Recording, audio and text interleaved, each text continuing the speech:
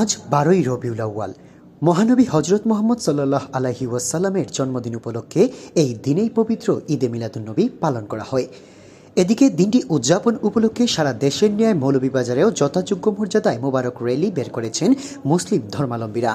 প্রিয় নবীর আগমনের এই দিনটিকে ঘিরে প্রতিটি সড়কেই যেন ছিল মানুষের স্রোত। বিভিন্ন মাদ্রাসার শিক্ষক শিক্ষার্থী সহ মুসলিম জনতার উপস্থিতিতে কানায় কানায় পরিপূর্ণ হয়ে উঠেছিল পুরো শহর। সকাল 8টার দিকে জেলা সদরের ঐতিহ্যবাহী শাহবন্দর এলাকা থেকে বিশাল একটি মোবারক র্যালি বের করা হয়। শাহবন্দর ঈদে মিলাদুন্নবী সাল্লাল্লাহু আলাইহি ওয়াসাল্লাম উদযাপন পরিষদের আয়োজনে র্যালিতে অংশ নেন কয়েক শতাধিক ধর্মপ্রাণ মুসল্লিরা। পরে সেটি বিভিন্ন সড়ক প্রদক্ষিণ করে শাহবন্দর জামে মসজিদে এসে মিলাদ মাহফিলের মধ্য দিয়ে শেষ হয়। জানা গেছে 12ই রবিউল আউয়াল 570 খ্রিস্টাব্দের এই দিনেই মক্কা নগরীর কুরাইশ বংশে জন্মগ্রহণ করেছিলেন মহানবী হজরত মুহাম্মদ সাল্লাল্লাহু আলাইহি ওয়াসাল্লাম। 632 খ্রিস্টাব্দের একই দিনে ইহলোক ত্যাগ করেন তিনি। আর এরপর থেকেই সারা বিশ্বের মুসলমানরা এই দিনটিকে পবিত্র ঈদে মিলাদুন্নবী সাল্লাল্লাহু আলাইহি ওয়াসাল্লাম হিসেবে পালন করে আসছেন।